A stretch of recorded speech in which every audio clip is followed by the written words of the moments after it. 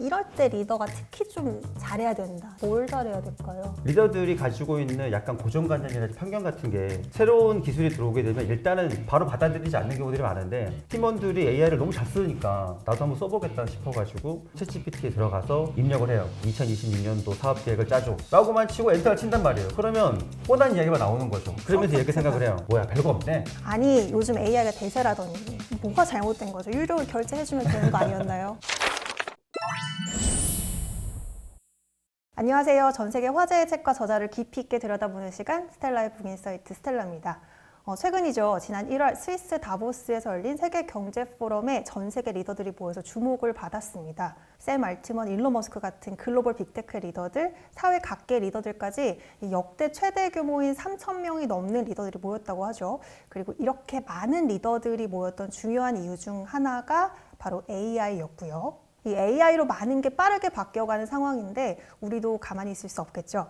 지난 시간에는 실리콘밸리의 리더십 코치와 함께 리더의 마인드셋, 마음가짐에 대해서 얘기를 했다면 오늘은 AI 시대에 어떤 리더가 되어야 하는지 이 국내 팀장님들에게 유용한 팁을 얘기해 주실 분을 모셨습니다. 이 AI 시대에 일을 잘한다는 게 뭘까? 이 유능한 팀장은 뭘 해야 할까? 오늘은 기술과 교육의 접점에서 조직의 변화를 연구하고 계시는 AI 리더십 연구소 김현 소장님과 함께 하겠습니다. 어서 오세요. 환영합니다. 네, 반갑습니다. 네, 망건당TV 구독자분들께 인사와 간단한 자기소개 좀 부탁드릴게요. 네, 안녕하세요. 반갑습니다. 저는 AI 리더십 연구소의 김현 소장입니다. 반갑습니다. 저는 얼마 전까지만 해도 원래 일반 기업에서 사내 교육을 담당하던 교육 담당자로 한 20년 정도 넘게 근무를 했었는데요. 최근에는 이 AI 시대에 리더들이 가지고 있는 고민들, 어떻게 하면 적응할 수 있을지 그런 것들에 대해서 연구도 하고 전국을 다니면서 AI 관련되어 있는 다양한 정보들 그리고 리더십에 대해서 강의를 하고 있습니다. AI가 좀 생각보다 훨씬 빠르게 좀 발전을 하면서 이러다가 내가 좀 필요가 없어지는 게 아닐까 이런 고민을 하시는 분들이 많은 것 같아요. 이런 상황에 좀 유용한 책이 아닐까 싶은데 어떻게 이 책을 쓰게 되셨나요? 제가 이제 강의를 다니다 보면은 Q&A 시간에 한 리더분이 이렇게 손을 드시더니 질문을 이렇게 하시는 거예요. 혹시 그날 했었던 강의가 책으로 나온 게 없냐고 물어보시는 거예요. 그래서 왜 그러시냐고 제가 여쭤봤더니 신입사원 한 명이 들어왔는데 최근에 제안서 작업을 하는 과정에서 본인이 이틀 동안 했었던 제안서 작업이 신입사원이 2시간 만에 끝내더라는 거예요.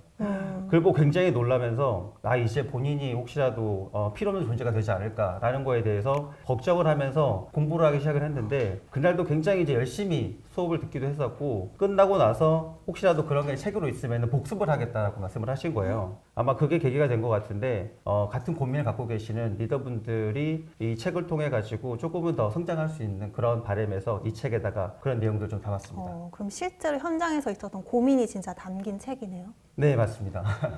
근데 사실 요새 막 AI 뭐 사용법, 프롬프트 이렇게 써야 된다 이런 얘기들이 되게 많이 나오고 있잖아요. 이렇게 막 정보가 쏟아질 때는 특히 좀 좋은 정보를 잘 알아보는 게 중요할 것 같고 이 책에 진짜 이런 부분이 정말 좋다라고 하시는 어떤 부분이 있다면 뭘까요? 아시겠지만 요즘에는 AI 관련된 책들이 굉장히 많잖아요. 맞아요. 근데 실제로 AI 관련돼서 뭐 챗GPT 활용법이랄지 그리고 프롬프트 백선 뭐 이런 것들은 많은데 과연 그거를 가지고 실질적으로 직장에서 리더분들이 쓰려 그러면은 내가 배운 거는 그대로 써먹을 수는 있는데 막상 부하 직원이 갑자기 이제 AI로 만들어진 보고서를 가지고 피드백 해달라고 했었을 때 그런 거에 대해서 굉장히 당황을 하십니다. 실제 상황에서 리더들이 닥칠 수 있는 여러 가지 상황들을 다양하게 활용하실 수 있게끔 활용서 형태로 담았거든요. 실전성. 네, 뭐 예를 들면 뭐 갑자기 3시간 후에 임원 보고로 들어가야 된다거나 평가 기간 때 피드백을 해줘야 된다 뭐 이럴 때 그런 것들을 프롬프트에다 입력을 하고 어떤 식으로 대응할지에 대해서는 사실 책에는 없거든요. 그래서 그런 것들에 대해서 조금은 더 도움이 될 수 있게끔 실용서 형태로 좀 담아봤습니다. 특별히 근데 여기 보면은 제목에 팀장이라고 들어가잖아요. 왜 네. 굳이 팀장 이 역할에 좀 집중하셨는지 궁금합니다.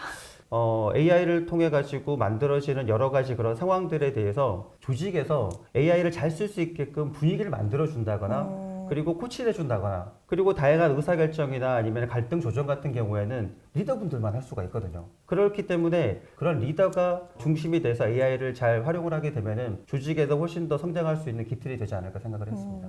그러니까 AI가 이렇게 중요해지는 이 시기에서는 일단 팀장님이 좀 중요하다는 거죠. 네, 맞습니다. 이 책 내용 중에 저는 개인적으로 리더십의 3단계 진화 설명해 주신 부분이 좀 좋았거든요. 그러니까 산업화 시대의 리더와 AI 시대의 리더가 다르다. 이걸 설명해 주시면서 이제 리더십의 3단계 진화라는 거를 좀 해주셨는데 요거를 좀 더 설명해 주실 수 있나요? 리더십이라는 게 이 시대가 변하면서 조금씩 변해가고 있잖아요. 뭐 우리가 과거에 공장 자동화했었던 약 컨베이어 벨트 시대에 그런 시대 같은 경우에는 사실은 리더가 명령하면 그냥 조직원은 수행하는 역할을 했었습니다. 당시에는 그런 문화가 뭐 나쁜 건 아니에요. 왜냐하면 대량 생산 체제에서 필요했었던 약간 지시형 리더십이 당시엔 필요했기 때문에 어떻게 보면 리더십은 지시에서부터 출발하지 않았나 생각을 해요. 하지만은 거기서 문제점이 생기죠. 직원들이 시키는 일만 하다 보니까 약간 좀 로봇화 돼가는 그런 느낌이 있었죠. 그러다가 나온 게 산업화 시대를 겪으면서 혁신과 그리고 창조적인 일들을 같이 해야 되는 상황이 되니까 리더들이 혼자서 고민해야 되는 것들에 대해서 같이 이렇게 의견을 모아보자 하는 그런 수평적인 조직 문화 이런 것들이 굉장히 유행을 하게 됐죠. 그러면서 혼자서 생각을 하지 않고 브레인스토밍 같은 걸 하면서 본인 생각과 그리고 팀원들의 조직의 생각들을 같이 이렇게 섞어서 이야기를 하게 되는데 그런 게 이제 약간은 그 협업형 조직 문화였었다 그러면은 AI 시대가 되면서 이제 완전히 이게 판도가 좀 달라지게 됐죠. 뭐가 달라졌나요? 뭐 예를 들면 이제 AI 시대에는 챗GPT나 아니면은 제미나 이런 AI 도구들이 뭔가 컨텐츠를 생산하는 것처럼 이제는 AI하고 리더가 같이 뭔가 답을 이렇게 만들어가는 형태의 생성형 리더십이 대두가 된 거죠. 단순히 지시를 했다 그러면은 이제는 리더와 그리고 AI 조직원들이 새로운 가치를 만들어가는 데 있어서 판이 좀 새롭게 짜지는 그런 게 이제 생성 리더십의 본질이라고 말할 수가 있을 것 같아요. 옛날에 산업 시대에는 답을 좀 주는 게 리더의 중요한 역할이었다면 그 다음에는 협업이 중요했던 시대에는 이제 참여를 계속 이끌어내고 많이 듣고 뭐 이런 게 중요했고 이제는 같이 만들어내는 이 리더십이 중요하다는 말씀이시죠? 네. 좀 더 쉽게 이야기를 하면 예전에 지시형 리더십 때는 답을 리더가 많이 갖고 있기 때문에 그걸 그대로 전달해주는 답을 줬다고 하면은 참여형 리더십 같은 경우에는 답을 같이 찾는 과정이었습니다. 생성형 리더십 같은 경우에는 이제 답을 만들어가는 게 생성형 리더십이다라고 할 수가 있죠. 그러니까 AI랑 같이 협업해 가면서 네, 그 맞습니다. 팀원 AI 리더 함께 다 같이 네, 맞습니다. 만들어가는 거 말씀하시는 거죠. 이럴 때 리더가 특히 좀 잘해야 된다. 뭘 잘해야 될까요? 네, 제가 책에서 이 생성형 리더십을 하기 위해서 그러면 어떻게 되느냐라는 거에 대해서 세 가지 행동에 대해서 제가 다뤘는데요. 그 첫 번째가 리더는 이 AI를 파트너로서 생각을 해야 된다라는 어떤 협업에 대한 부분과 그 다음에 리더들이 가지고 있는 약간 고정관념이라든지 편견 같은 게 새로운 기술이 들어오게 되면 일단은 약간 처음에는 바로 받아들이지 않는 경우들이 많은데 그래서 그런 거에 대한 도전할 수 있는 도전이라는 키워드를 넣었고요. 마지막 세 번째가 선택하는 추스라고 제가 담아봤는데 선택하는 거에 대해서 좀 어느 정도 확신을 가지고 거기에 대해서 책임을 지는 부분을 담았습니다. 뭐 사실은 리더의 역할이 뭐 제가 생각하기에는 약간 우리가 운전할 때 내비게이션 보통 쓰잖아요. 그래서 내비게이터라고 보통 이야기를 하는데 내비게이션이 내가 원하는 목적지까지에 대해서 여러 가지 선택지를 주게 되면은 거기에 대해서 선택하는 것도 마찬가지로 리더들이 하는 거고 우리가 AI를 통해 가지고 수많은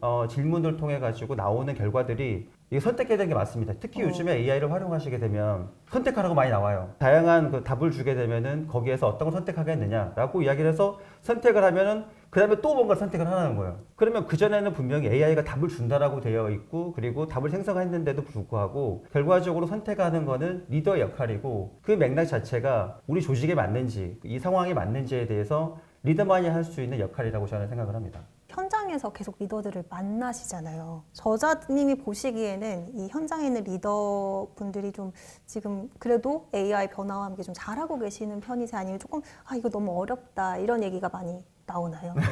제가 현장에서 실제로 이제 리더분들 만나보게 되면 팀원들이 AI를 너무 잘 쓰니까 나도 한번 써보겠다 싶어가지고 이제 노트북을 켜고 챗GPT에 들어가서 입력을 해요. 예를 들면 영업 전략을 짜줘. 2026년도 사업 계획을 짜줘. 라고만 치고 엔터를 친단 말이에요. 그러면 거기서 나올 수 있는 그 대답의 한계도 있고 뻔한 이야기가 나오는 거죠. 그러면서 이렇게 생각을 해요. 뭐야 별거 없네. 그러면서 다시 챗GPT를 닫고 야 AI 별거 없잖아 라고 얘기를 합니다. 그런 오류가 있고 두 번째는 프롬프트를 잘 쓰시는 분들도 있죠. 리더분들 중에서는 AI를 잘 쓰시는 분들이 있는데 AI는 맹점이 있잖아요. 할루시네이션이라고 해서 환각을 일으킬 수도 있고 잘못된 정보를 줄 수가 있는데 그거를 그대로 활용을 해서 의사결정하는 데 쓰게 되면은 나중에 문제가 되는 경우들이 있는 거죠. 그래서 제가 책에서는 이런 것들에 대해서 사실을 검증하거나 그리고 혹시라도 문제가 있는 부분에 대해서는 본인이 의심하고 결정하는 데 있어서 AI의 어떤 다양한 도구들을 써서 활용하라고 제가 좀 이야기를 해주는 편입니다. 한국 사례를 좀 많이 말씀하셨는데 그럼 미국은 좀 어떤지 궁금해요. 미국에서 이 실리콘밸리 리더들은 AI와 어떻게 일하나요? 제가 책에는 뭐 다양한 해외 사례를 다루긴 했었는데 저는 기억나는 게 마이크로소프트 사례가 좀 많이 떠올라요. 당시에 챗GPT가 나오고 나서 딱 2달 만에 새로운 CEO였던 사티오 나델라가 전 직원들에게 AI를 보급할 것을 이야기를 합니다. 그래서 전 세계에 있는 22만 명에게 AI 도구를 파트너로서 쓰게 했고 그걸 통해서 특히 영업 조직 같은 경우에는 일주일에 한 4시간 정도를 세이브할 수 있었대요. 그 세이브한 게 비용을 따지게 되면은 약 한 720억 정도 됐다고 하던데 그러다 보니까 영업 조직들은 그 남은 시간들을 이제는 서비스나 아니면은 고객을 만나서 하는 식으로 훨씬 더 마이크로소프트가 매출을 올리는 데 있어서 이득을 담당했던 거죠. 그래서 당시에 포춘 500대 기업에서 그러니까 마이크로소프트의 코파일럿을 도입을 하는 회사들이 늘어나게 됐고 현재는 한 60% 정도가 지금 코파일럿을 쓴다고 합니다. 당시에 사티오 나델라는 이런 이야기를 했었죠.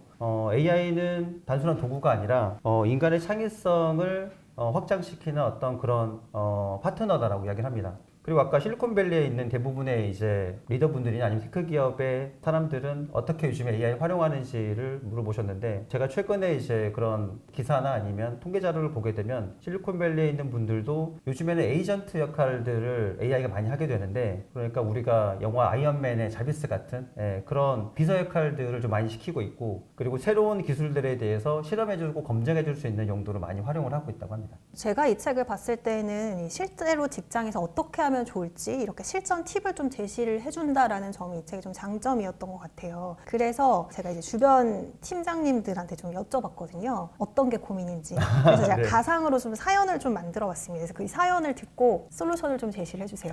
이거 보고 계실 수 있거든요. 알겠습니다. 제가 다 한번, 익명으로 처리를 했기 때문에 네, 알겠습니다. 네, 첫 번째 사연부터 한번 가볼게요.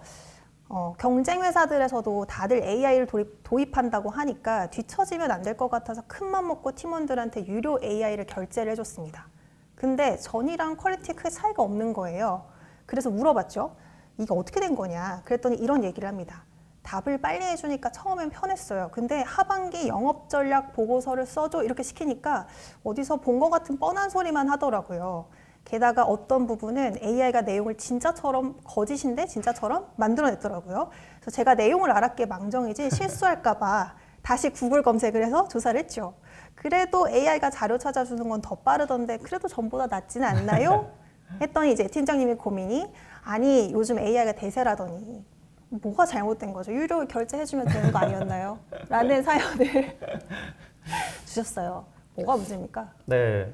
이게 이제 AI 유료 결제를 하시고 나서 이게 뭐 거품 아니냐라고 이야기하시는 분들도 있는데 저는 거품이 아니라 질문에 문제가 있다고 생각을 합니다. 저는 콘텐츠 제작팀 N년차 팀장입니다. 저희 팀원이 영상 스크립트 초안이라면서 딱 가져왔는데 딱 봐도 AI 냄새가 물씬 납니다. 어떻게 피드백을 해줘야 할까요? AI를 가지고 결과물을 가져오는데 그럴 때 보통 어떻게 하냐면 결과물에 대해서 피드백을 하지 말고 어떤 식으로 이 결과물이 나왔는지에 대해서 과정을 물어보시는 게 좋아요. 저를 도와줄 AI 드림팀을 꾸리려면 뭐부터 해야 되나요? 여기 야근 그만하고 싶어요. 제가 책에 담은 것 중에 드림팀을 만드는 게 있어요.